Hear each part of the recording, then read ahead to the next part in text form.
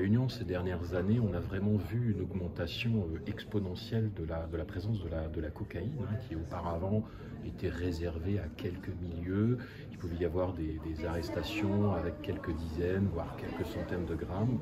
Aujourd'hui, on le voit, les saisies l'année dernière, c'est 37 kilos, je crois, sachant qu'à peu près 10 à 30% de ce qui circule est saisi.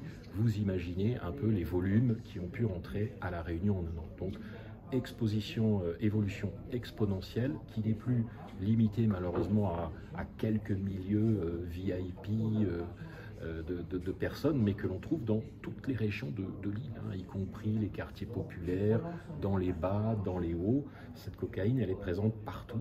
Elle entraîne des situations de dépendance majeures, hein, avec vraiment des troubles psychiatriques importants, des dettes absolument considérables pour les gens qui se trouvent pris dans cet engrenage, des troubles du comportement et de la violence, parce que ça coûte 150 € le gramme, donc ça entraîne une criminalité importante. Avec là, tout de suite, on passe à une autre catégorie qu'avec le rouleau de Zamal, hein, donc c'est pour ça que nous avons tiré la sonnette d'alarme, hein, sur cette problématique de la cocaïne.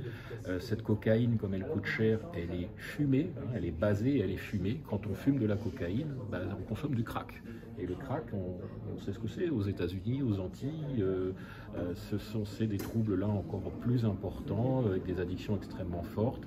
Et vraiment, c'est quelque chose qui peut amener des troubles sociaux importants dans notre département. Donc, d'où l'importance de mener des campagnes de prévention, de renforcer les structures de soins. Hein. À côté de la cocaïne, c'est aussi des nouvelles substances de synthèse. Hein. Nous avons eu des cas d'intoxication aux opiacés synthétiques l'année dernière, avec plusieurs morts, des intoxications graves.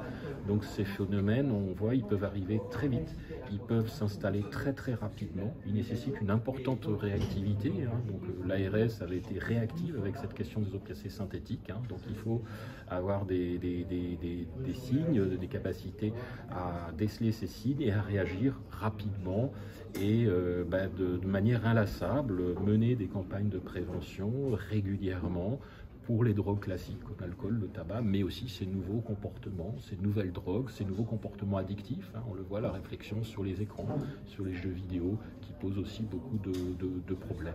Et ce sont des pathologies qui sont encore insuffisamment prises en charge, hein, puisqu'on sait que peut-être à peu près 10 à 30% des gens sont soignés. Donc par rapport à beaucoup d'autres pathologies, on peut faire beaucoup mieux. Donc nous aussi, c'est un travail à ce que l'ensemble des professionnels de santé soient formés, soient capables de dépister, de prendre en charge et d'orienter ces personnes en difficulté pour prévenir ces problématiques qui pèsent très très lourd après sur notre société.